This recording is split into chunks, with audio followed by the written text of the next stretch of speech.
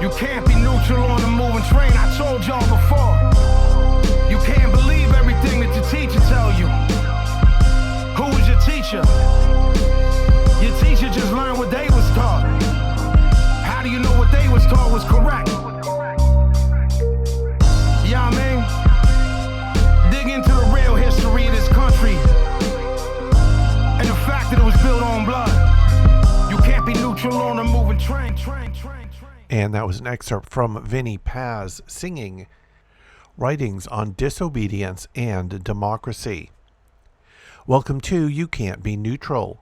This is a political podcast inspired by Howard Zinn and progressive and radical activism, taking a look at society, media, and politics. If you want to reach out to me and send me a message, go to youcan'tbeneutral.com, where you'll find a link there to send a message. You'll also find some links there to make a donation. You can make a one-time or recurring donation to keep this podcast free and independent. At youcan'tbeneutral.com, you'll also find all of the back episodes. This is the California Task Force to Study and Develop Reparation Proposals for African Americans. Final report. Graphic content warning. This report contains discussions of racial discrimination, sexual assault, torture, lynching, and other forms of extreme violence. The report contains unedited historical quotations and photographs of white supremacist hatred, torture, lynching, autopsy, and other forms of graphic violence. This report is something in the neighborhood of 1,100 pages long. I most certainly will not be reading the whole thing. However, the executive summary is within reach, and we'll be able to cover that over a couple of episodes. Part 1. Recounting the Historical Atrocities. 1. Introduction and Background. The African American story in the United States is marked by repeated failed promises to right the wrongs of the past, both distant and recent, and failure to acknowledge and take responsibility for the structural racism that perpetuated these harms. This report, crafted by the Task Force to Study and Develop Reparation Proposals for African Americans, pursuant to its mandate under Assembly Bill 3121 of 2020, seeks to change this story with incontrovertible evidence of the harms requiring reparations and meaningful recommendations designed to redress them. The historical information and recommendations in this report are supported by extensive research and analysis, expert witness testimony, and testimony from those who have lived through the horrors and pursued the solutions that are addressed in this report.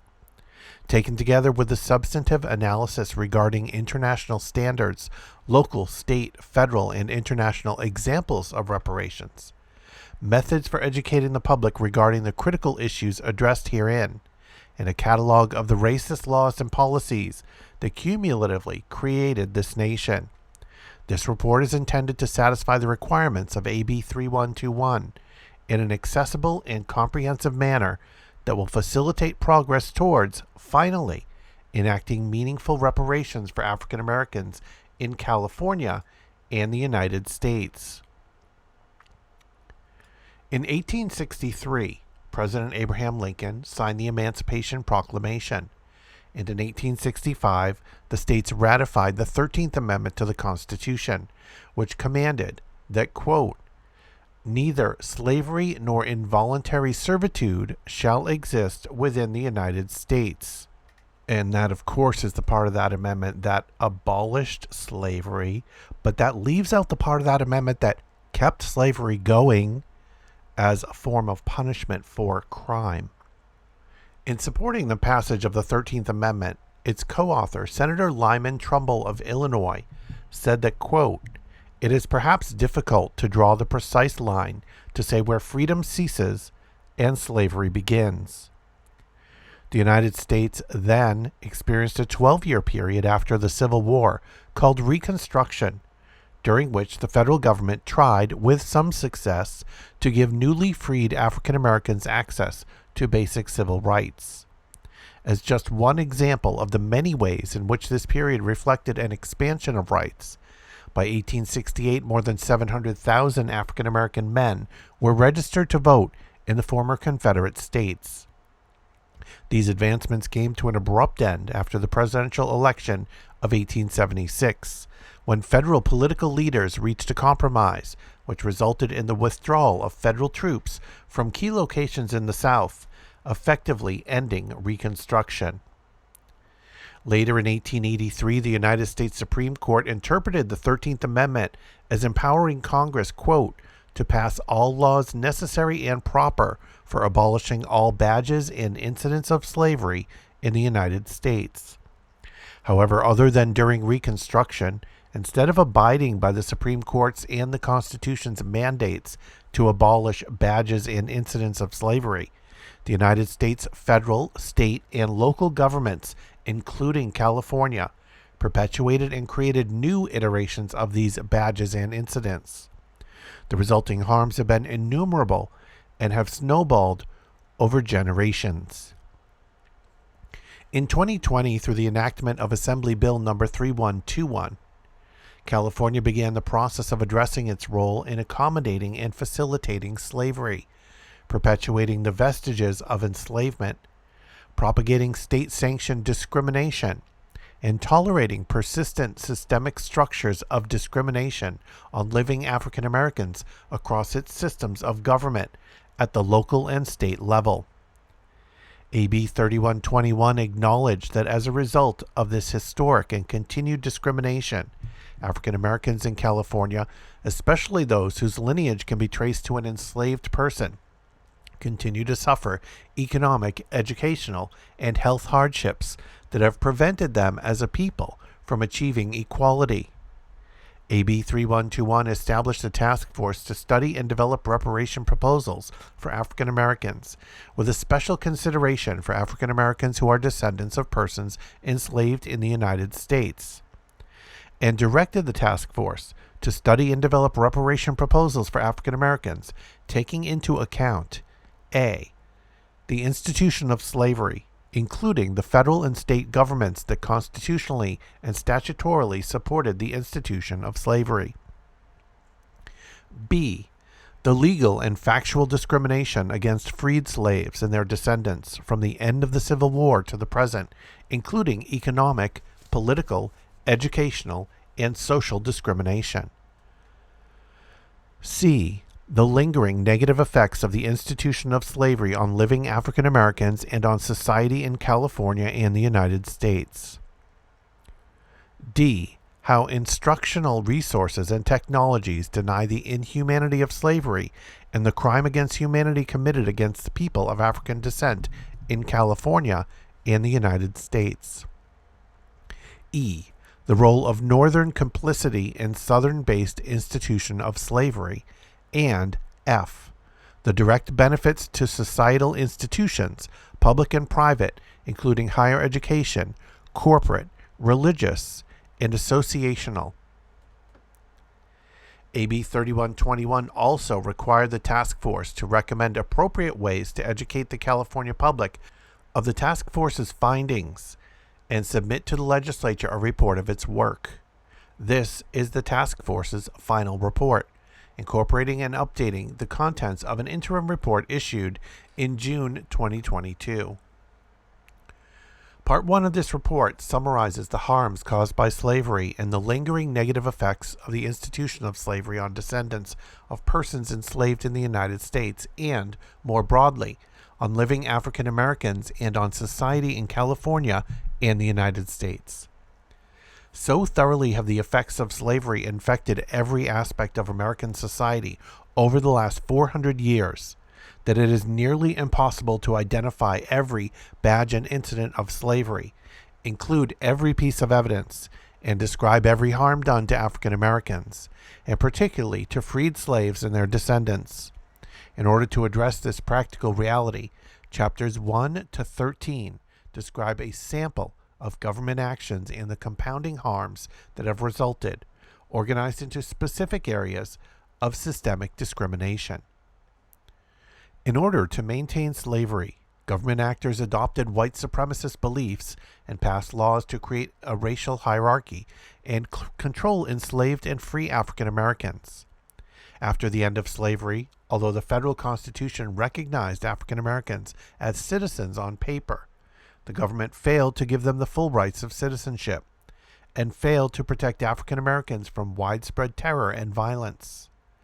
Along with the dereliction of its duty to protect its African American citizens, direct federal, state, and local government actions continued to enforce the racist lies created to justify slavery. These laws and government-supported cultural beliefs have since formed the foundation of innumerable modern laws, policies, and practices across the nation. Today, 160 years after the abolition of slavery, its badges and incidents remained embedded in the political, legal, health, financial, educational, cultural, environmental, social, and economic systems of the United States of America. Racist, casteist, untrue, and harmful stereotypes created to support slavery continue to physically and mentally harm African Americans today. Without a remedy specifically targeted to dismantle our country's racist foundations and heal the injuries inflicted by colonial and American governments, the badges and incidents of slavery will continue to harm African Americans in almost all aspects of American life. Part 2 of this report discusses international standards for remedying the wrongs and injuries discussed in Part 1. This well-established framework has guided the task force in the formulation of its recommendations so that they comport with the 5 elements of reparations as set by the international standards: restitution, compensation, rehabilitation, satisfaction, and non-repetition. Part 2 also provides examples of prior international and domestic efforts to provide reparations for human rights violations such as apartheid, incarceration, and forced sterilization. In keeping with the legal framework for reparations, Part 3 discusses the required components of a formal apology and recommends how the state of California should offer a formal apology on behalf of the people of California for the perpetration of gross human rights violations and crimes against humanity against African enslaved people and their descendants. In Parts 4 and 5, the Task Force recommends appropriate remedies in consideration of the Task Force's findings, including A. How any form of compensation to African Americans with a special consideration for African Americans who are descendants of persons enslaved in the U.S. should be calculated. B. What form of compensation should be awarded, through what instrumentalities, and who should be eligible for such compensation. And C. Whether any other forms of rehabilitation or restitution to African descendants are warranted, and what form and scope those measures should take. The latter includes recommendations that the legislature enact a range of policies needed to guarantee restitution, compensation, rehabilitation, satisfaction, and non-repetition. Part 6 of the report contains a summary of the Task Force's findings and recommendations regarding implementation of the California Racial Justice Act.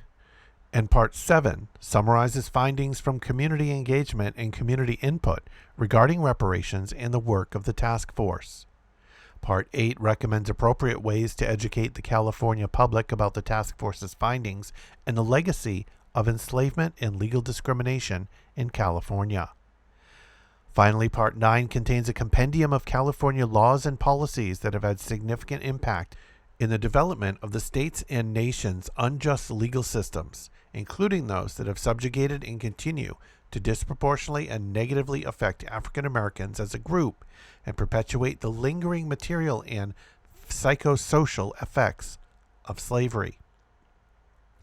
Taken together, the components of this report are not only intended to satisfy the requirements the legislature set out in AB 3121, but also to serve as a blueprint for other states and, eventually, the federal government when they perform the critical task of atoning for this nation's victimization of African Americans, especially those who are descendants of persons enslaved in the United States. While California's first-in-the-nation effort is an important step, and the task force eagerly anticipates the legislature's enactment of the recommendations contained herein. This national shame can ultimately be comprehensively redressed only through national reparations. AB 3121 authorized the task force to hold public hearings to pursue its mission.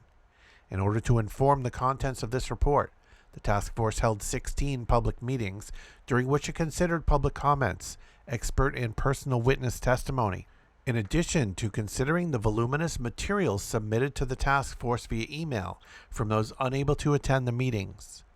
In total, the task force heard over 48 hours of testimony from 133 witnesses, as well as over 28 hours of public comment in the course of its meetings, and received approximately 4,000 emails and 150 phone calls. When discussing issues as complex as race and reparations, precision is paramount. Precision helps ensure that the writers and the reader begin in the same place to arrive at the same understanding. As described later in this report, words have been weaponized throughout American history to dehumanize African Americans. Words also can be used to mend, to acknowledge, to respect, and to uplift. To that end, this report defines and adopts the following terms throughout its pages. The N-word. The word, quote, nigger, has been used for centuries to dehumanize African Americans. The terms, quote, Negro and, quote, colored person, as opposed to, quote, person of color, although adopted by African American communities for periods of time, have since been recognized as derogatory terms. When quoting historical documents, this report will quote these words, not to condone the words or their vicious meanings, but to present them in the context in which these slurs were used. The California legislature enacted AB 3121, recognizing that the lasting wounds of enslavement and discrimination cannot begin to mend until those wounds are first addressed. In that same spirit, this report quotes these terms, recognizing that reparations or any other answer to racism cannot be complete until this report squarely faces the horrors of enslavement and the systemic discrimination that followed and persists today. White supremacy. White supremacy is a system of belief and power that white people are superior to other races. This report confronts the idea of white supremacy and the various forms that it takes. When discussing the concept of white supremacy, the report uses the term to refer to two concepts. First, this report uses the terms, quote, white supremacy, or, quote, white supremacists, to identify groups or individuals who believe that white people are superior to people of other races. When used this way, white supremacy describes an individual prejudice. Examples of white supremacist groups, including groups that exist to this day, include, for example, the Ku Klux Klan. Second, this report uses the term, quote, white supremacy in the American context to describe the racist premise upon which social and legal rules and practices are formed with the intention of discriminating or enacting violence against African Americans, among other marginalized groups. This report also uses it to describe cultural images and stereotypes that reinforce prejudices against African Americans and others. When used this way, white supremacy describes forms of racism that extend beyond individuals or organizations, a form of racism often described as structural or systemic racism. As this report demonstrates, the fundamental political, social, and economic system of our country negatively impacts African Americans regardless of the intent of any one person to be racist. This report does not use the term, quote, white supremacy to describe white people as a group, white Americans, or white Californians. Not all white people are white supremacists. Anyone, regardless of race, with or without intent, consciously or unconsciously, can engage in acts of white supremacy or be part of a racist system. A racist system harms all who live in it, even those who may have historically reaped the benefits of the system. Throughout the report, we use words that center the people discussed. Rather than refer to, quote, slaves, this report refers to, quote, enslaved persons. Most historians now refer to enslaved persons instead of slaves because the term slave reduces the enslaved person to an object. Instead, historians use enslaved persons to grant agency and recognition to the enslaved individual and to remind us about the violence and inhumanity of slavery. For similar reasons, this report refers to, quote, enslavers rather than, quote, owners or, quote, masters. The words master or owner suggest a false sense of natural authority and suggest that the enslaved person is less capable than the enslaver. It also hides the fact that these individuals actively chose to enslave other human beings who are, as they were then, entitled to the same human rights as themselves. Instead of, quote, fugitive, this report refers to, quote, freedom seekers when describing enslaved persons or other people seeking to escape enslavement and other forms of captivity. The term fugitive was commonly used with laws such as the Fugitive Slave Laws of 1793 and 1850, passed by Congress, which used the term to reinforce the system of enslavement and criminalize those who sought freedom from it. Rather than refer to, quote, felon or, quote, ex-offender, this report uses terms such as formerly incarcerated and, quote, returning citizen. Similarly, this report uses terms such as, quote, person in prison or, quote, incarcerated person rather than, quote, inmates. Like the term fugitive, the terms felon, ex-offender, and inmate have stigmatized people who are or have once been in jail or prison. By labeling people as nothing more than their criminal justice status, these words deny people their full personhood and reinforce a stigma that prevents people from fully participating in society. Instead of referring to people without homes as, quote, the homeless, this report uses terms such as, quote, unhoused people or, quote, people experiencing homelessness. This follows the practice of the Associated Press Style Guide, which recognized that the phrase, quote, the homeless dehumanizes people by collectively reducing them to a label based on housing status rather than their status as people. African American. The task force voted to generally use, quote, African American rather than, quote, black or, quote, black American when discussing racial classifications. This term includes the descendants of enslaved people who were abducted from their African homelands by force to be enslaved in North America. This report uses African American instead of black to refer to such persons, unless black is in quotation or their source cited or data being relied upon in the text exclusively uses black. Descendant. The task force voted that the eligibility for monetary reparations should be limited to those who are able to establish that they are a lineal descendant of an African American chattel enslaved person or of a free African American person living in the United States prior to the end of the 19th century. When this report refers to, quote, descendants, it refers to that group of eligible people as defined by the task force in that vote. Though the report uses person-centered terms, the report may sometimes quote historical documents or statements that do not. This report presents these quotations unaltered to present them unfiltered and to provide historical context. In using person-centered words, this report recognizes that words alone may not cure the wounds that people have suffered. While words may not fix the systems they describe, this report uses these words, recognizing that they are the beginning, not the end, of what must be done to redress racism, past and present. 2. Enslavement. Nationally. America's wealth was built by the forced labor of trafficked African peoples and their descendants who were bought and sold as commodities. American government at all levels allowed or participated in exploiting, abusing, terrorizing, and murdering people of African descent so that mostly white Americans could profit from their enslavement. After the War of Independence, the United States built one of the largest and most profitable enslaved labor economies in the world. The federal government politically and financially supported enslavement. The United States adopted a national constitution that protected slavery and gave pro-slavery white Americans outsized political power in the federal government.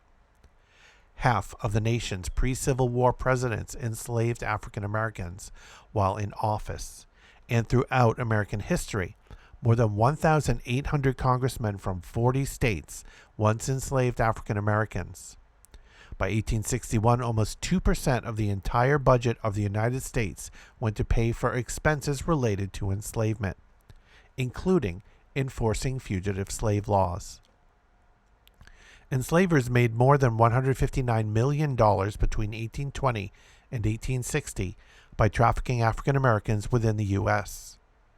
Charles Ball, an enslaved man who was bought by slave traffickers in Maryland and forced to march to South Carolina, later remembered, quote, "I seriously meditated on self-destruction, and had I been at liberty to get a rope, I believe I should have hanged myself at Lancaster.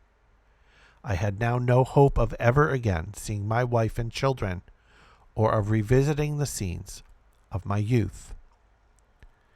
Historians have argued that many of today's financial, accounting, and management practices developed among enslavers in the South and the Caribbean. In order to continually increase production and profits, enslavers regularly staged public beatings and other violent acts and maintained deplorable living conditions. Historians have also found evidence that enslavers raped and impregnated enslaved women and girls and profited from this sexual violence by owning and selling their own children. President Thomas Jefferson, who enslaved 4 of his own children, wrote that the, quote, "labor of a breeding enslaved woman," unquote, who births a child every 2 years is as profitable as the best enslaved worker on the farm. In the census of 1860, the last census taken before the Civil War, of the about 12 million people living in the 15 slaveholding states, almost 4 million were enslaved. In order to terrorize and force this enormous population to work without pay, the colonial and American governments created a different type of slavery. Unlike slavery in some other locations, slavery in America was based on the idea that race was the sole basis for lifelong enslavement, that children were enslaved from birth, and that people of African descent were naturally destined to be enslaved.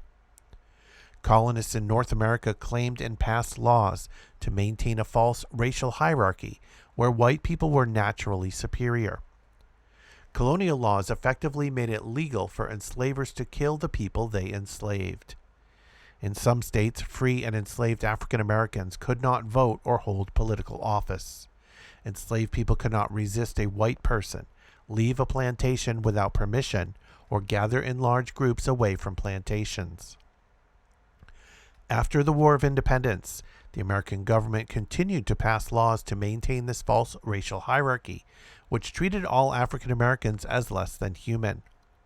After the Civil War, the federal government failed to meaningfully protect the rights and lives of African Americans.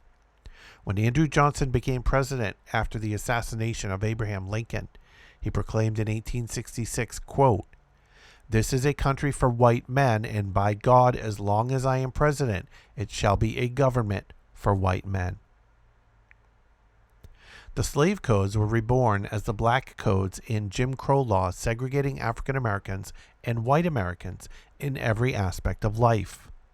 Although many of these laws were most prominent in the U.S. South, they reflected a national desire to reinforce racial hierarchy based in white supremacy. The American colonial slave codes created a new type of slavery that was different from the slavery which existed in pre-modern times. Babies were enslaved at birth for their entire lives and for the entire lives of their children and their children's children. These laws denied political, legal, and social rights to free and enslaved black people alike in order to more easily control enslaved people. These laws divided white people from black people by making interracial marriage a crime. Some of these laws survived well into the 20th century. The Supreme Court only declared that outlawing interracial marriage was unconstitutional in 1967. California. Although California technically entered the Union in 1850 as a free state, its early state government supported slavery. Pro-slavery white Southerners held a great deal of power in the state legislature, the state court system, and among California's representatives in the U.S. Congress. Some scholars estimate that up to 1,500 enslaved African Americans lived in California in 1852. Enslaved people trafficked to California often worked under dangerous conditions, lived in unclean environments, and faced brutal violence. In 1852, California passed and enforced a fugitive slave law that made California a more pro-slavery state than most other free states. California also outlawed non-white people from testifying in any court case involving white people.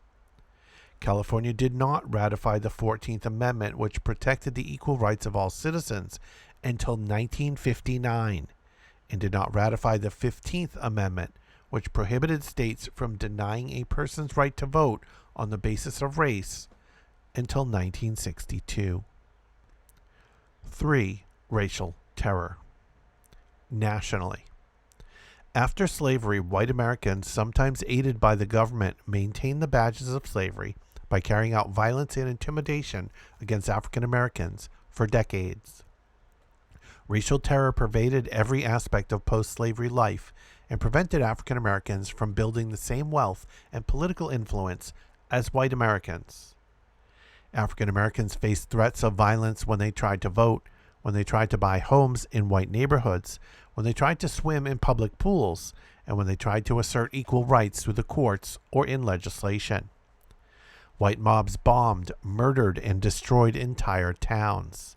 Federal, state, and local governments ignored the violence, failed to prosecute offenders, or participated in the violence themselves. Racial terror takes direct forms such as physical assault, threats of injury, and destruction of property. It also inflicts psychological trauma on those who witness the harm and injury. Many African Americans were traumatized from surviving mass violence and by the constant terror of living in the U.S. South. Lynchings in the American South were not isolated hate crimes committed by rogue vigilantes, but part of a systematic campaign of terror to enforce the racial hierarchy. Racial terror targeted at successful African Americans has contributed to the present wealth gap between African Americans and white Americans. While lynching and mob murders are no longer socially acceptable, scholars have argued that its modern equivalents continue to haunt African Americans today in the form of extrajudicial killings by the police and vigilantes. Racial terror remains a tool for other forms of discrimination and control of African Americans, from redlining and segregated schools to disparate health care and denial of bank loans. California. Supported by their state and local governments, Californians also terrorized and murdered African Americans in California. The Ku Klux Klan, KKK, established chapters all over the state in the 1920s. During that time, California sometimes held more KKK events per year than even Mississippi or Louisiana. Many of California's KKK members were prominent individuals who held positions in civic leadership and police departments. For example, in Los Angeles in the 1920s, numerous prominent residents and city government officials were KKK members or had KKK ties, including the mayor, district attorneys, and police officers. Violence against African American homeowners in California peaked in the 1940s as more African Americans bought or attempted to buy homes in white neighborhoods across California.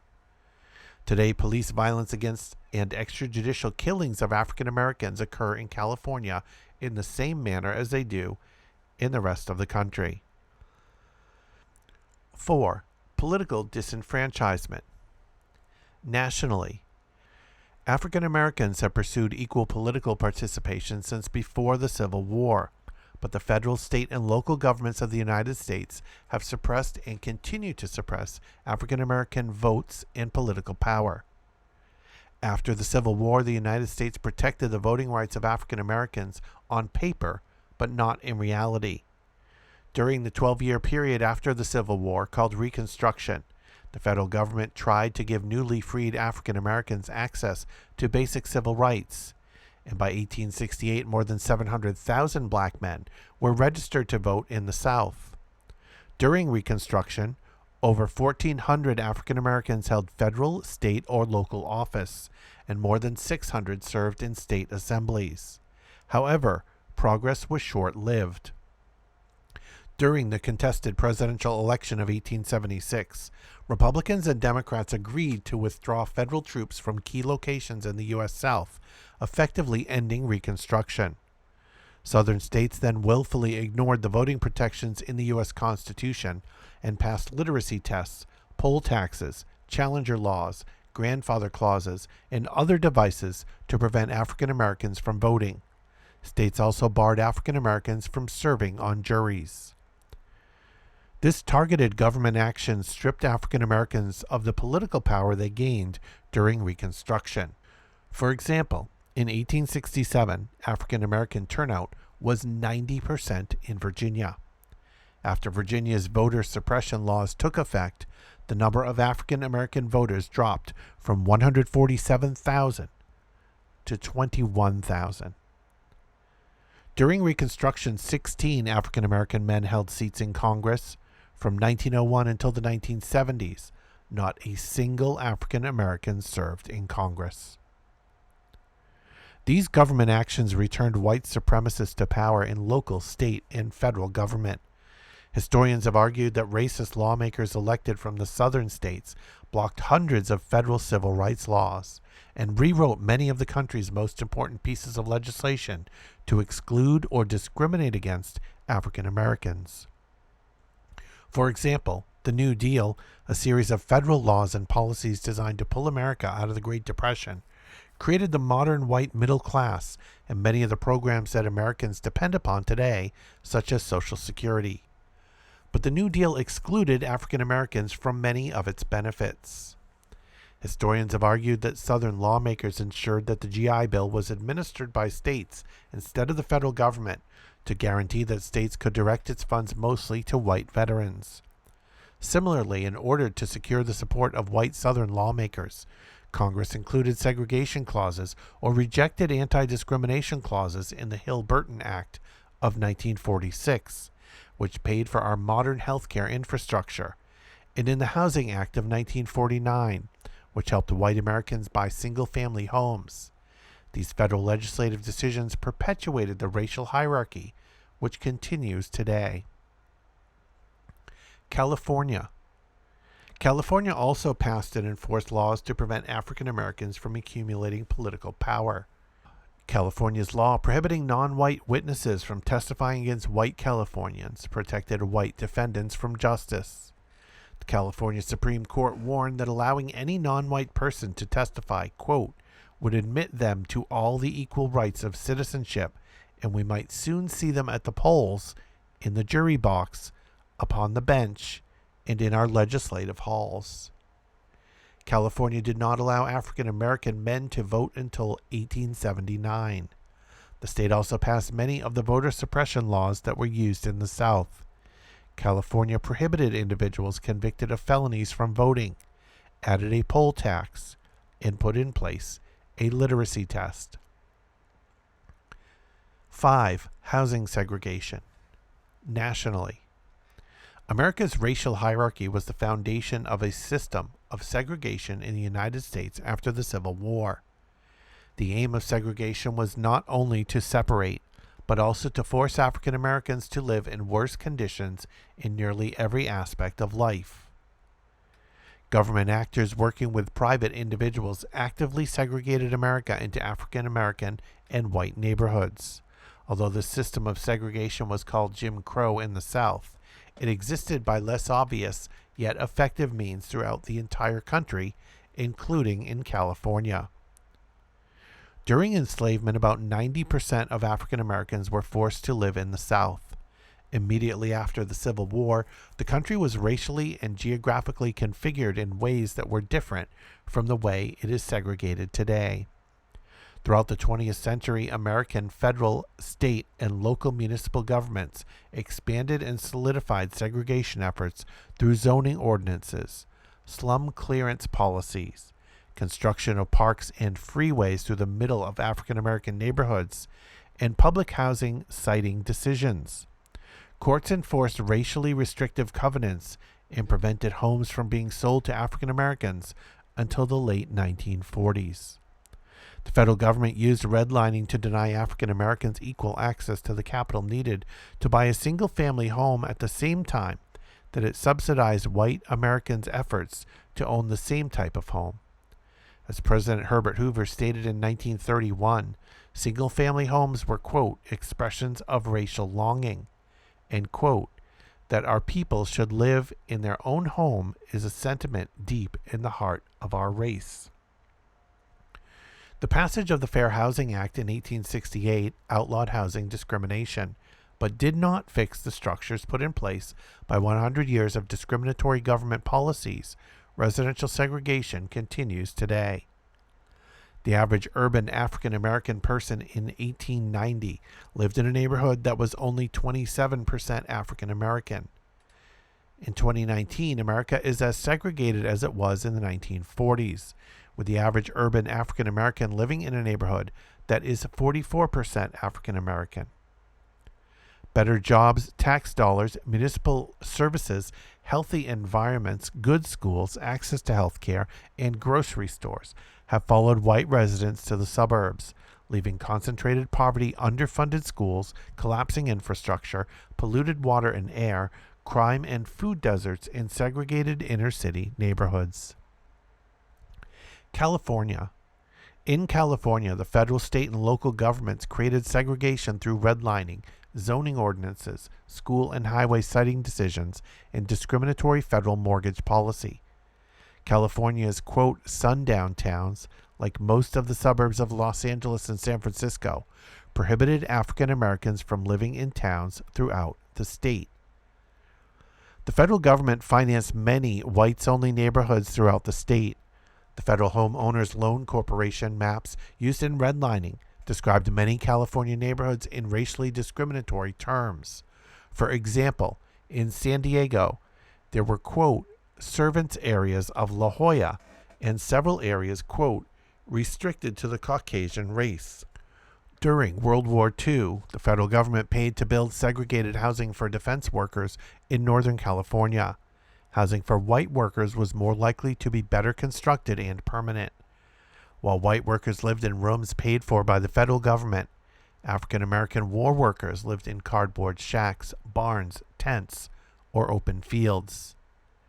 Racially restrictive covenants, which were clauses in the property deeds that usually allowed only white residents to live on the property described in the deed, were commonplace, and California courts enforced them till at least the 1940s.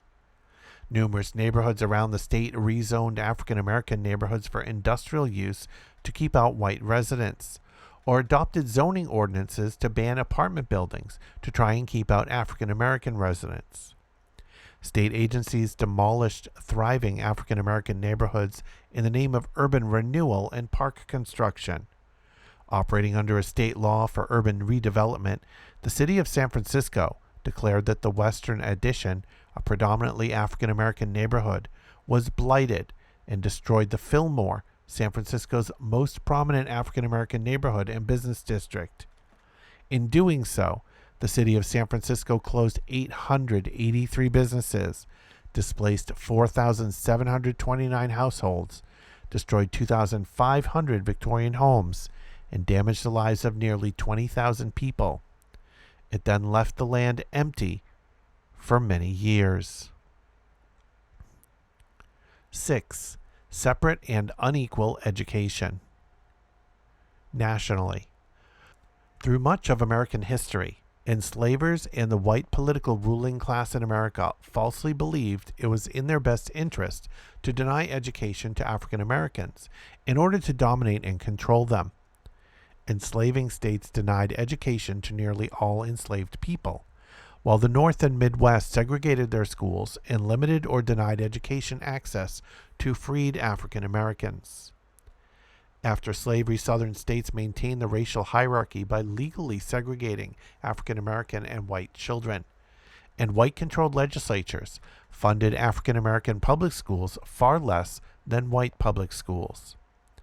In 1889, an Alabama state legislator stated, quote, "Education would spoil a good plow hand."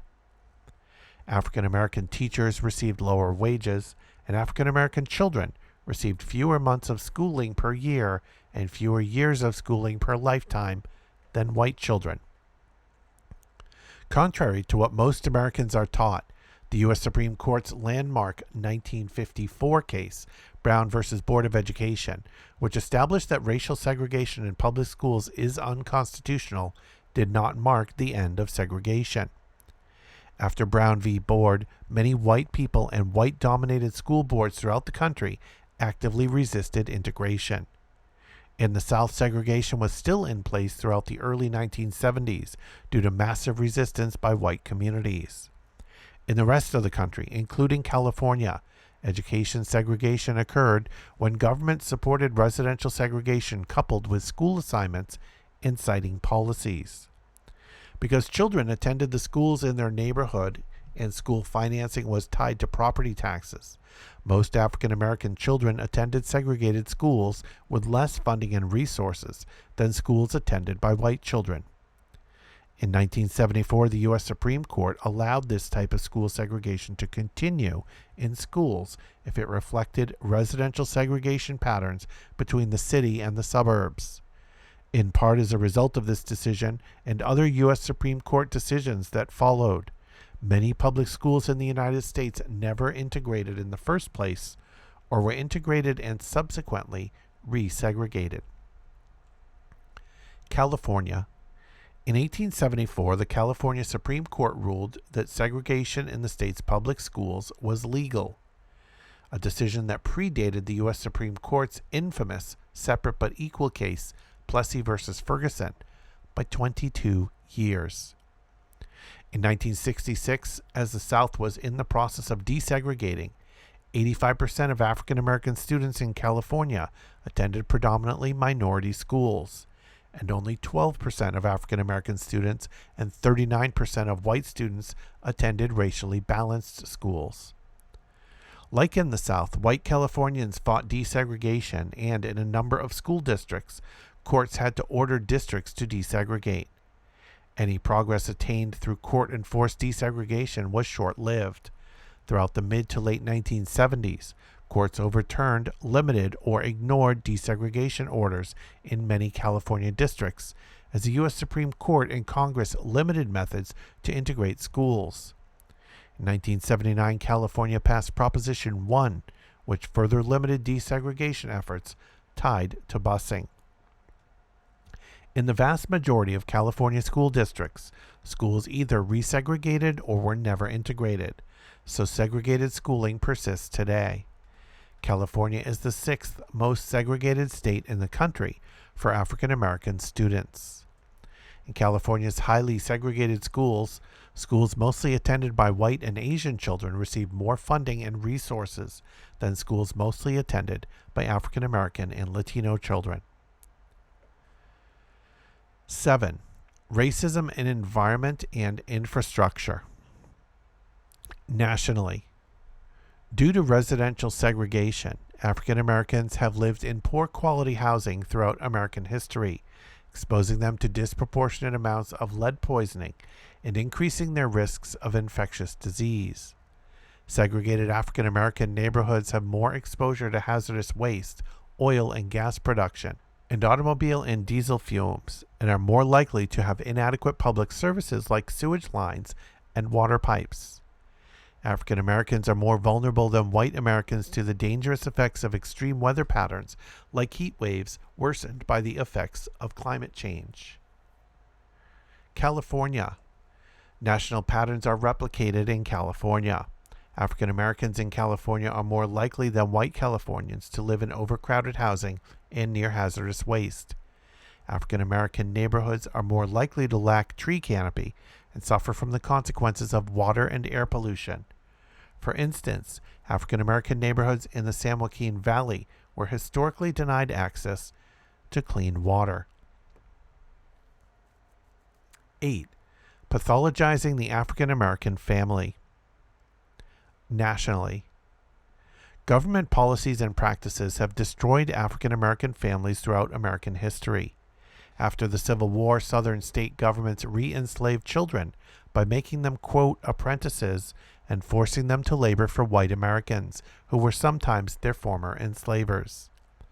In the past century, both financial assistance and child welfare systems have based decisions on racist beliefs about African Americans, which continue to operate as badges of slavery. Government-issued financial assistance has excluded African Americans from receiving benefits. In the early 1900s, state governments made support payments every month to low-income single mothers to assist them with the expenses incurred while raising children. African American families were generally excluded despite their greater need. Scholars have found that racial discrimination exists at every stage of the child welfare process. Comparing equally poor African American and white families, studies have found that even with families considered to be at equal risk for future abuse, state agencies are more likely to remove African American children from their families than remove white children from their families. As of 2019, African American children make up 14% of American children, but 23% of children in foster care. Studies have shown that this is likely not because African American parents mistreat their children more often, but rather due to poverty and racist systems. Meanwhile, the criminal and juvenile justice systems have intensified these harms to African American families by imprisoning large numbers of African American youth and separating African American families. California. Trends in California match those in the rest of the country. Recent California Attorney General investigations have found several school districts that punished African American students at higher rates than students of other races. A 2015 study ranked California among the 5 worst states in foster care racial disparities. African American children in California make up approximately 22% of the foster population, while making up only 6% of the general child population, a disparity far higher than the disparity in national percentages. Some counties in California, both urban and rural, have much higher disparities compared to the statewide average.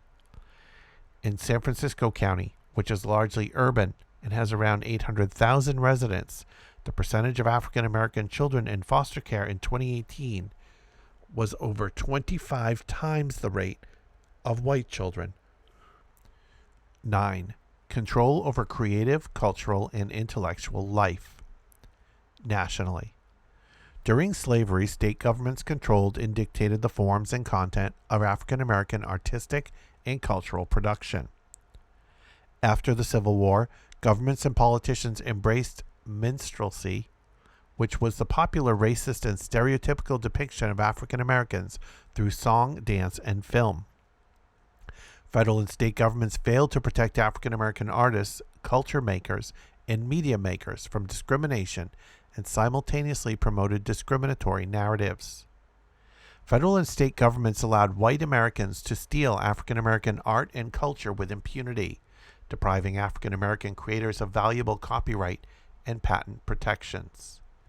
State governments denied African American entrepreneurs and culture makers access to leisure sites, business licenses, and funding for leisure activities. State governments memorialized the Confederacy as just and heroic through monument building, while suppressing the nation's history of racism and slavery. States censored cinematic depictions of discrimination against and integration of African Americans into white society. California.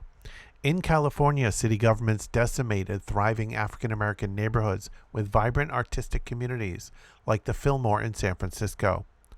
Local governments in California have discriminated against, punished, and penalized African American students for their fashion, hairstyle, and appearance. State-funded California museums have excluded African American art from their institutions. California has criminalized African American rap artists, as California courts have allowed rap lyrics to be used as evidence related to street gang activity. California has also been home to numerous racist monuments and memorials for centuries. 10. Stolen labor and hindered opportunity. Nationally, during slavery, the labor of enslaved African Americans built the infrastructure of the nation, filled the nation's coffers, and produced its main agricultural products for domestic consumption and export. Since then, federal, state, and local government actions directly segregated and discriminated against African Americans. In 1913, President Woodrow Wilson officially segregated much of the federal workforce. While African Americans have consistently served in the military since the very beginning of the country, the military has historically paid African American soldiers less than white soldiers, and often deemed African Americans unfit for service until the military needed them to fight. Federal laws have also protected white workers while denying the same protections to African American workers, setting up and allowing private discrimination. Approximately 85% of all African American workers in the United States at the time were excluded from labor protections passed in the 1938 Fair Labor Standards Act, protections like federal minimum wage, the maximum number of working hours before overtime pay is required, and limits on child labor. The act essentially outlawed child labor in industrial settings, where most white children worked at the time, and allowed child labor in agricultural and domestic work, where most African American children worked. Although federal and state laws like the Federal Civil Rights Act of 1964 and the California Fair Employment and Housing Act of 1959 prohibit discrimination, enforcement is slow and spotty. Federal and state policies like affirmative action produced mixed results and were short-lived. African Americans continue to face employment discrimination today. California. Several California cities did not hire African American workers until the 1940s, and certain public sectors continued to avoid hiring African American workers even in 1970. The San Francisco Fire Department, for example, had no African American firefighters before 1955, and by 1970, when African American residents made up 14% of the city's population, only 4 of the department's 1,800 uniformed firefighters were African American. During the New Deal, several California cities invoked city ordinances to prevent African American federal workers from working within their cities. Labor unions excluded African American workers in California. Today, by some measures, 2 of California's major industries, Hollywood and Silicon Valley, employ disproportionately fewer African Americans. 11. An unjust legal system. Nationally, American government at all levels criminalized African Americans for the purposes of social control and to maintain an economy based on exploited African American labor. After the Civil War and throughout legal segregation, states passed numerous laws that criminalized African Americans when they performed everyday tasks, like stepping into the same waiting rooms as white Americans at bus stations, or walking into a park for white people. In the South until the 1940s, African American men and boys were arrested on vagrancy charges or minor violations, fined and forced to pay off their fine in a new system of de facto enslavement called convict leasing. In the words of the Supreme Court of Virginia, they were, quote, slaves of the state. During the, quote, tough on crime and, quote, war on drugs era, politicians continued to criminalize African Americans to win elections. President Richard Nixon's domestic policy advisor explained that by, quote, getting the public to associate the hippies with marijuana and blacks with heroin, and then criminalizing both heavily, the Nixon White House could disrupt those communities. Did we know we were lying about the drugs? Of course we did. The criminalization of African Americans is an enduring badge of slavery and has contributed to the over-policing of African American neighborhoods, the school-to-prison pipeline, the mass incarceration of African Americans, and other inequities in nearly every corner of the American legal system. It has also led to a rejection by police and mainstream media of accepting African Americans as victims. Law enforcement poorly investigates or ignores crimes against African American women. African American children, on average, remain missing longer and are more likely to be missing than non-African American children. The American criminal justice system overall physically harms, imprisons, and kills African Americans more than any other racial groups relative to their percentage of the population. While constitutional amendments and federal civil rights laws have tried to remedy these injustices, scholars have argued that the U.S. criminal justice system is a new iteration of legal segregation. California. Like the rest of the country, California police stop, shoot, kill, and imprison more African Americans than their share of the population. Police officers reported ultimately taking no action during a stop, most frequently when stopping a person they perceived to be African American, suggesting there may have been no legitimate basis for the stop. Additionally, a 2020 study showed that racial discrimination is a, quote, ever-present feature of jury selection in California. The lingering effects of California's punitive criminal justice policies, such as the state's three strikes law, have resulted in large numbers of African Americans in prisons and jails. 12. Mental and physical harm and neglect.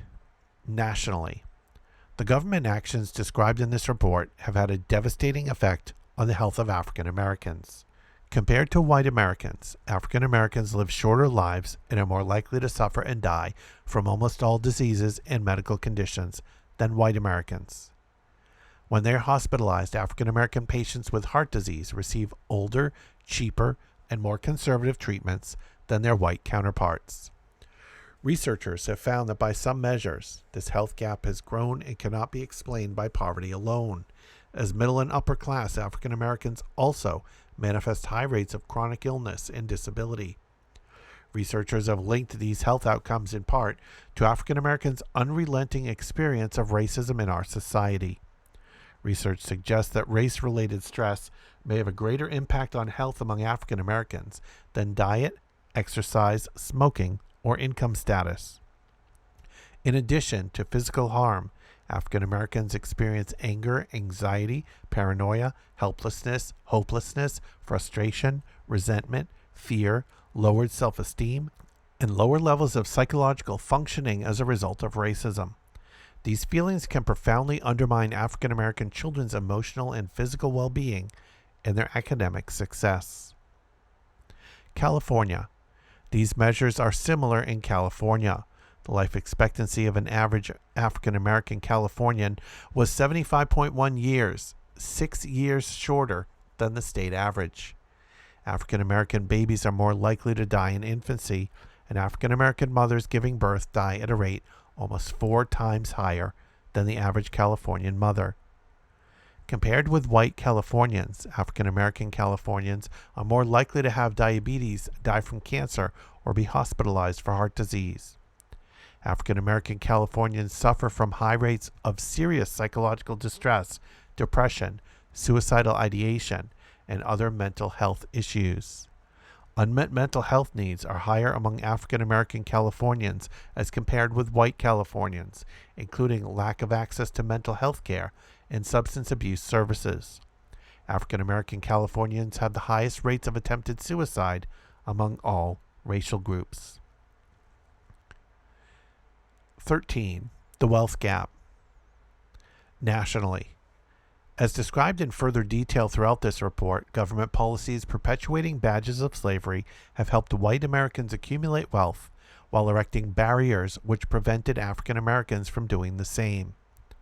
Federal and California homesteading acts essentially gave away hundreds of millions of acres of land almost for free, mostly to white families.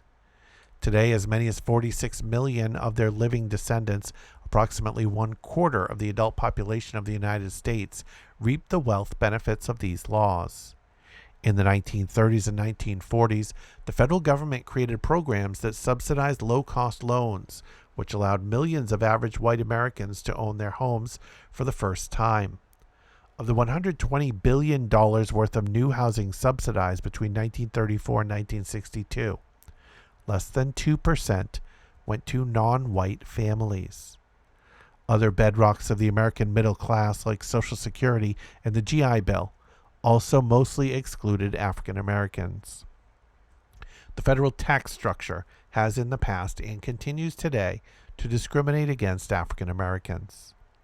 These harms have compounded over generations, resulting in an enormous wealth gap that is the same today as it had been 2 years before the Civil Rights Act was passed in 1964.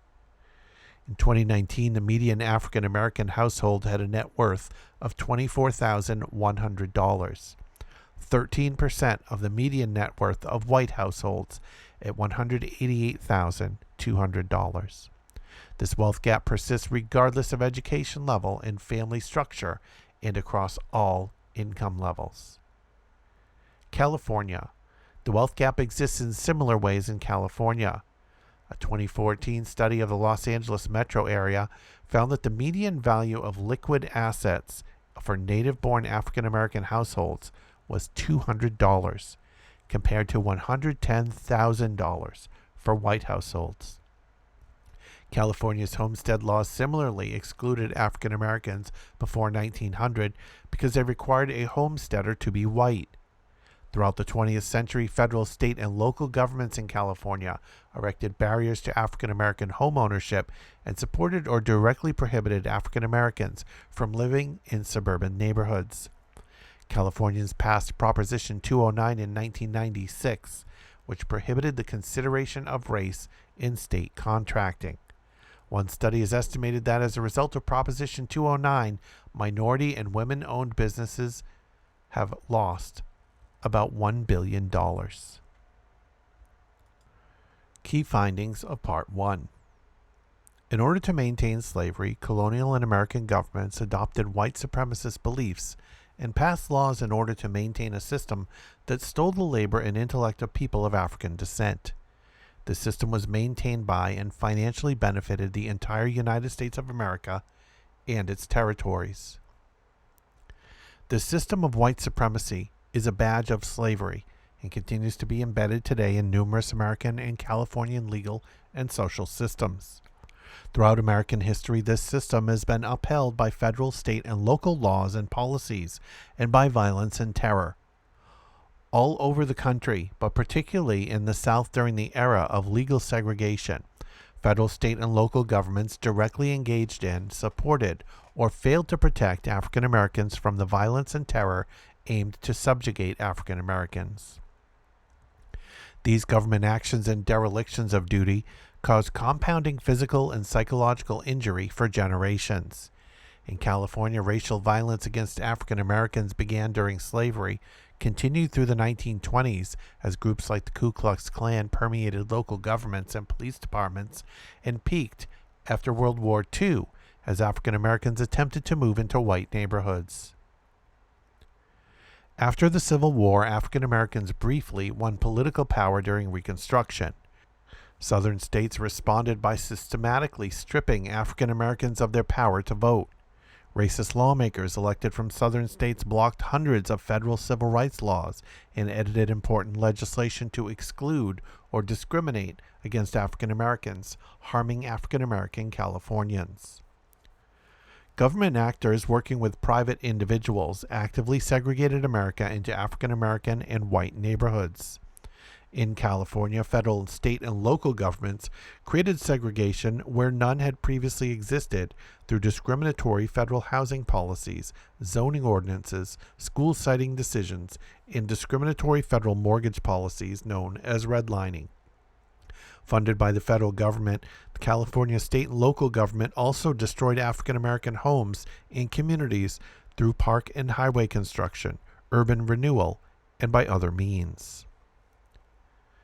Enslavers denied education to enslaved people in order to control them. Throughout American history, African American students across the country and in California have attended schools with less funding and resources than white students. After slavery, southern states passed laws to prevent African American and white students from attending the same schools. Throughout the country, children went to the school in their neighborhoods, so education segregation was created by residential segregation. Many public schools in the United States never integrated in the first place, or were integrated and then resegregated. Today, California is the 6th most segregated state in the country for African American students who attend schools with less funding and resources than white students. Due to residential segregation, African Americans compared to white Americans are more likely to live in worse quality housing and in polluted neighborhoods with inadequate infrastructure. African American Californians face similar harms. Government-issued financial assistance has historically excluded African Americans from receiving benefits. The current child welfare systems in the country and in California operate on harmful and false racial stereotypes of African Americans. This has resulted in extremely high rates of African American children removed from their families, even though African Americans' parents generally do not mistreat their children at higher rates than white parents. Federal and state governments, including California, fail to protect African American artists, culture makers, and media makers from discrimination and simultaneously promoted discriminatory narratives. State governments memorialize the Confederacy as just and heroic through monument building, while suppressing the nation's history of racism and slavery. Federal, state, and local government actions, including in California, have directly segregated and discriminated against African Americans at work. Federal and state policies like affirmative action produced mixed results and were short-lived. African Americans continue to face employment discrimination today in the country and in California. American government at all levels, including in California, have historically criminalized African Americans for the purposes of social control and to maintain an economy based on exploited African American labor. This criminalization is an enduring badge of slavery and has contributed to the over-policing of African American neighborhoods, the school-to-prison pipeline, the mass incarceration of African Americans, a refusal to accept African Americans as victims, and other inequities in nearly every corner of the American and Californian legal systems. As a result, the American and California criminal justice system physically harms, imprisons, and kills African Americans more than other racial groups relative to their percentage of the population. The government actions described in this report have had a devastating effect on the health of African Americans in the country and in California. Compared to white Americans, African Americans live shorter lives and are more likely to suffer and die from almost all diseases and medical conditions than white Americans. Researchers have linked these health outcomes in part to African Americans' unrelenting experience of racism. In addition to physical harm, African Americans experience psychological harm, which can profoundly undermine African American children's emotional and physical well-being and their academic success. Government laws and policies perpetuating badges of slavery have helped white Americans accumulate wealth while erecting barriers which prevented African Americans from doing the same. These harms compounded over generations, resulting in an enormous gap in wealth today between white Americans and African Americans in the nation and in California. And that concludes part 1 of the executive summary of the California Task Force to Study and Develop Reparation Proposals for African Americans final report. Next episode, we'll dive into part 2. Remember, if you want to check out all the back episodes of You Can't Be Neutral and check out the future episodes in front of this episode, go to youcan'tbeneutral.com. You can follow on Twitter at YCBNeutral. And you can listen to this and all my podcasts playing 24/7 at movingtrainradio.com. And here are Dan and Claudia Zanes from the album Let Love Be Your Guide with the song Reparations is a must. This is your moment of Zinn. Thanks for listening. Hey, y'all, it's the 4th of July here in beautiful Baltimore, Maryland, and you're listening to Today with Dr. K. I'm Dr. K. Wise Whitehead, and here is one that we have been waiting for, a love song for this particular day. Now, you can say that many of us have been singing something like this for a very long time. Reparations is a must. I know that's right. Ooh.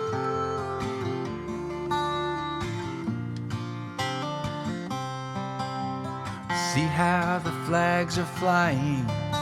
Reparations is a must, while the old ways are quickly dying. Reparations is a must, and the fireworks in the night sky, tomorrow's poison dust, all parades across the nation. Ooh, reparations is a must.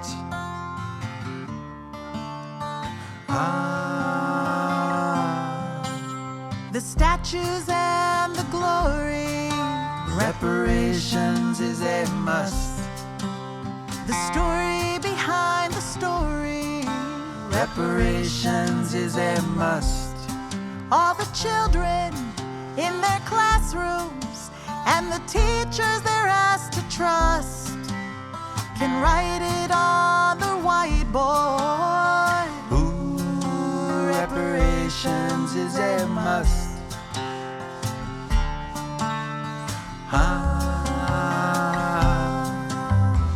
Through all the parks and byways, reparations is a must. Through all the crowds that block the highways, reparations is a must. And the good words from the news team will work it out or bust. And the wind that shakes the barley said, ooh, reparations is a must.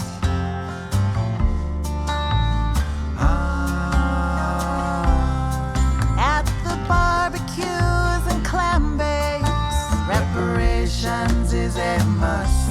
through the laughter and the milkshakes, Reparations is a must.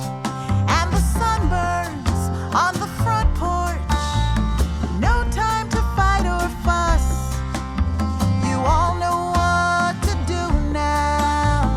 Ooh, reparations is a must.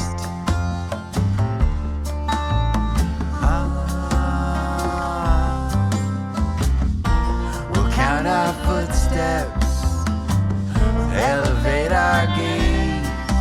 We'll clear our path and find another way. Throughout the halls of power, reparations is a must. The song grows by the hour. Reparations is a must. But if they can't sing and they won't dance, how can they earn the trust and be invited to the party? Oh, ooh, reparations is a must.